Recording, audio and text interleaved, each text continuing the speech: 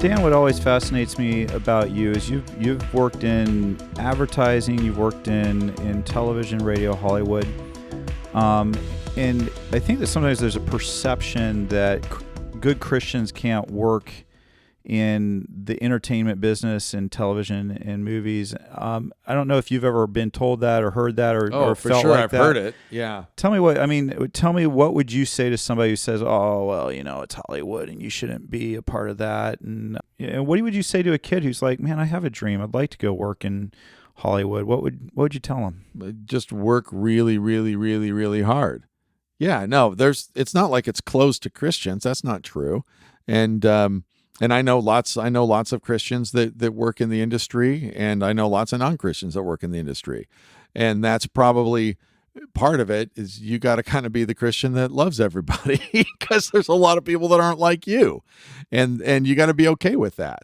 And the thing that honestly I found very fascinating, and this is a Lord Save Us lesson, was that I found Hollywood simpler and easier to navigate, like Michael Tolkien explains in the show, or Mike Rich maybe said it. I'm trying to think of which of the two filmmakers that we interviewed said it, but it was basically, Hollywood's about money. So if your project makes money, then Hollywood's fine with your project. So that's a thing, which is fascinating. And it's the same reason when, God bless him, God's Not Dead makes $100 million at the box office in 2014. Everybody wants to know about Christian movies again. Or Passion of the Christ before that, of course, blows. It's like, wait, what about this little subgroup? It's like, because it's a business and they want to make money. Mm-hmm. So there's your conspiracy. If you've got an idea that isn't going to appeal and isn't well made and isn't well thought out and isn't the first draft, well, guess what? You're not getting through the gauntlet. It just won't. The project has to be creatively worthy. And there's probably fewer projects, but what you have to understand is if your project can connect, I make a joke about Blue Bloods because my dad, who passed this last year, loved Blue Bloods, and he'd watch it, and he loved that they would sit at the dinner table and they'd have a prayer while they're saying it. So that's Tom Selleck on a CBS cop show. And so, wait, did they all explode and the show went off the air because they said a prayer around the table? No. They just told the story in a way that people wanted to watch it, and it made money, and it stayed on the air forever, right? Yeah. So I feel like that's a victim-y kind of take on things to go, well, you can't make anything. If you're a Christian, you're not wanted in Hollywood. Nobody wants you to be a jerk to their face in Hollywood, just like anywhere else. So don't mistake I'm being persecuted for I'm a jerk. That's a thing that can happen. That's a fine line, though, sometimes, isn't it? It's hard to tell which is which, yeah. No, so I think that's it. And it's just a blessing. Like the writer's room, my ex-Catholic agnostic buddy who ran the writer's room on Z Nation, I mean, he had, there might have been 2 ex-Catholics, me, another Christian, a Buddhist, another agnostic. This is a smorgasbord of beliefs.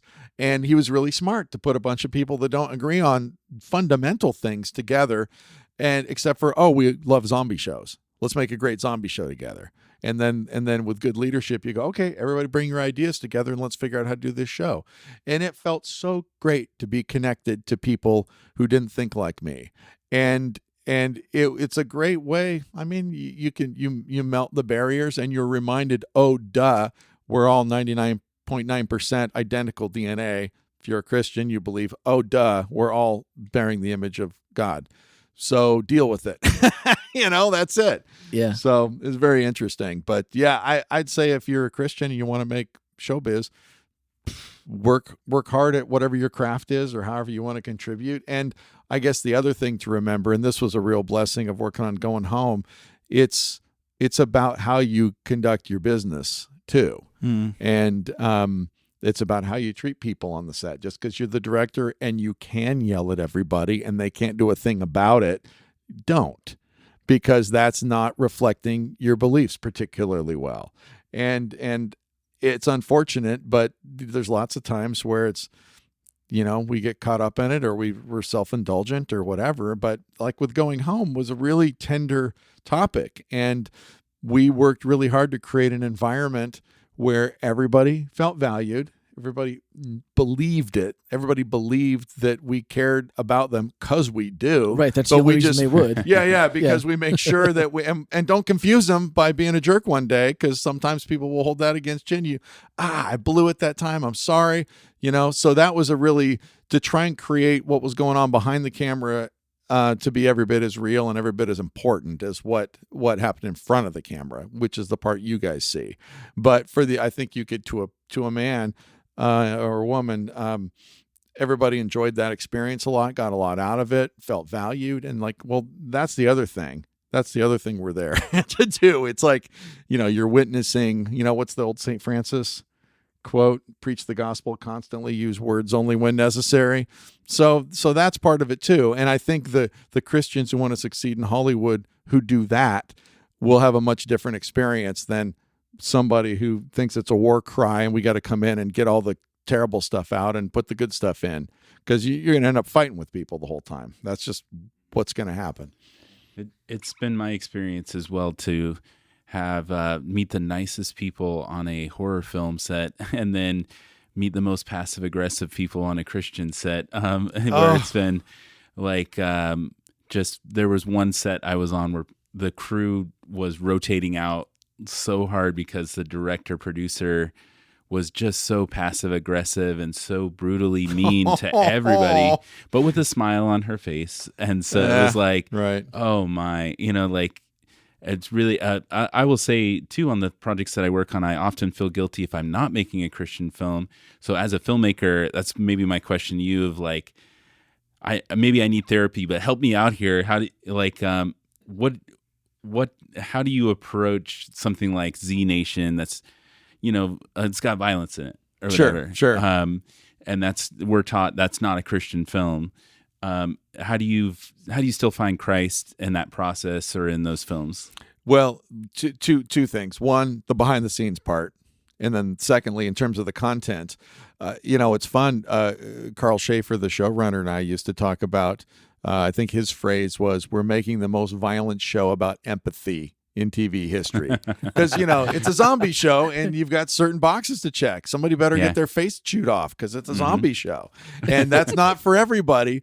But there was a Lord Save Us lesson, which was, I got in my brain early that it's like, I'm making a movie to have a conversation with somebody who will never darken the door of my church. Absolutely. Mm-hmm. And so it's a whole different crowd you get to talk to with a sci-fi thing. So we made the things in that show that are the important to Jesus things, self-sacrifice, all great hero things. It's all great hero stuff. Sure. Every great drama's got all the same Jesus stuff in it. The self-sacrifice, the looking out for the weakest, trying to support the least of these, those sorts of elements. And those are all story themes in most great action stories, most great stories.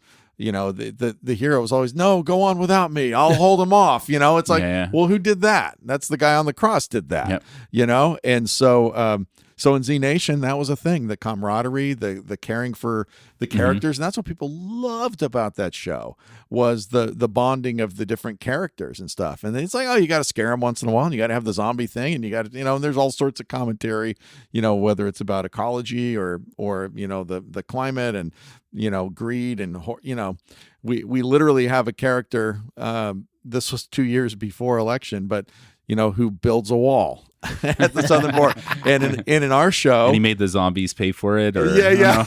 Let's go. Dang it, we missed that joke. See, where were you? But the twist on it is that it was Mexico that built the wall to keep us out. Yeah. Because the zombie thing, nobody took the zombie thing seriously in America. It spread, and then so Mexico had to build the wall to keep us out. So great. Those are things. So you can have little social commentary, and that's one of the fun things, as you know, from horror stories and science fiction. Is you can get allegorical with it, and you can have conversations that if I'm doing it like a lecture, you're going to smack me in the head and tell me to shut up. But if I do it with my zombies, then it's like, oh, you know what that makes me think of, or what that reminds me of, or oh, that raises an interesting point. So that's I think the value too, that I think Bono has the great line about humor where it gets to, in horror, I think it's the same thing. It's like it gets into us in an unguarded way.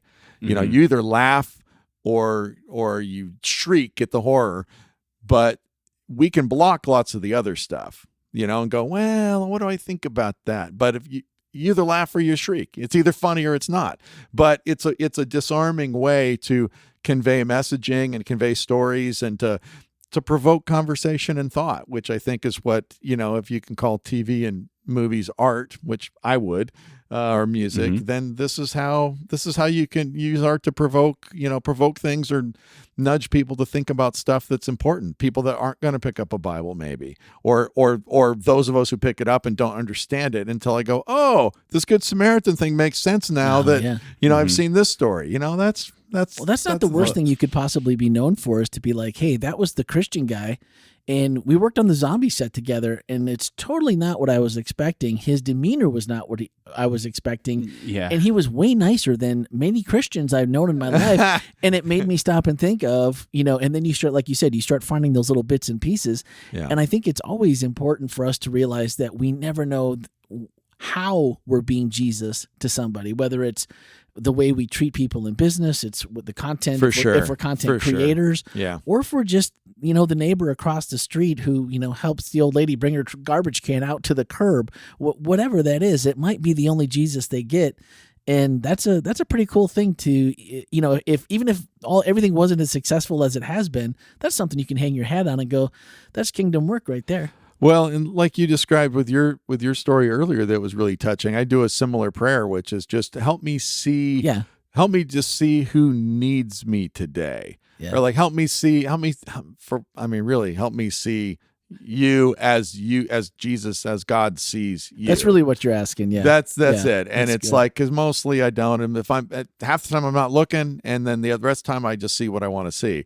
So I remember, certainly during the last couple of years of Z Nation in particular, that was a prayer I would say every day. It's just, well, give me a clue today. Show me what I'm supposed to, what, and then I'd start to see. And it's like, oh, that guy's quieter than usual today. What's his deal? And go, hey, how you doing, man? And it's like, oh, wow, sorry, didn't know that happened. What can I do? Things like that. And it's like, if we're intentional like that, and I don't know. And the hours on film are really long, and there's a lot of disheartened people that I've encountered. And it's like, usually I'm like, okay, I'm going on to this like crazy film that I don't really, not even a film I'd want to watch, but I was like, I'll pray, Lord, let me be a light to somebody today. And then just trying to bring a smile to someone who's totally burnt out in their job, who's used to doing 12-hour days every day, and they're just done and just so grumpy at their job, but just to try to make their job a joy for at least the day you're on set is like one of my goals. That's a great goal. And I always joke that, we're circus people, we're carnies, basically glorified carnies, people that do show, movie and film and, TV stuff rather. And it's hard. There's a lot of complications in everybody's life. This is just the arena I know, so that's what I'm familiar with. And so I just know that it's this, Christian in Hollywood, quote unquote. It's like, you better be about it in front of the camera as well as behind the camera, whatever, and God can use all kinds of things. And I think it's, there's a certain humility. I mean, I just feel really blessed to be able to figure out ways to try and express myself and connect with this world and reflect His love in this world. I mean, that's what I'm trying to do. And when I get out of the way, sometimes it works pretty good. And then when it's my great thing, I usually tank it. So, I've learned to get out of the way a bit, and just ride the wave. That's awesome. Ken, last word for the bonus episode? Hey, I just want to thank my friend Dan. He, just for coming out and doing this. We're a large church for a Seventh-day Adventist church, but we're not a large church for in a lot of the Christian circles. And just Dan, to take your time and come and give us some of it, man, it just means the world to me that you did that. And just want to say thank you. And you just, if you're not, you may see him on Sabbath, but you don't see the fact that he, like, no complaints. Can you do podcast at 9:00 at night? Can you do this Q&A? Can you do that? Yep. And just appreciate you, Dan. Appreciate thanks, who you are thanks, as a person. Ken. Yeah. Well, so I met this guy 13 years ago, Yeah. 12 years ago, Yeah. something. And yeah, well, you're a gracious host, and you're a thoughtful person, and I enjoy our friendship, and I really appreciate that. After all these years, you'd remember the movie. That Lord Save Us. It's one of my favorites. Still kicks It around. really is one of my favorites. That's nice. Thank you. Well, thanks for having me. Appreciate it, guys. My pleasure. Awesome. Well, that's going to wrap up the bonus episode. And so we'll see you guys all next week. Does that mean I'm in 3 episodes? Yes! 3P. Stanley is in! 3P. No bonus episode. That's all one now. No, he has to be a bonus. Otherwise, it's 2. No, yeah, I need to be. In the needs to be a bonus. bonus. Yeah, it's a bonus. It's a 3P. Oh, good Okay. point. Good He's point. trying to stop me from being in a 3P. I didn't even see the block coming, and there it was. Are you? Do we need to do an So, out for yeah. the?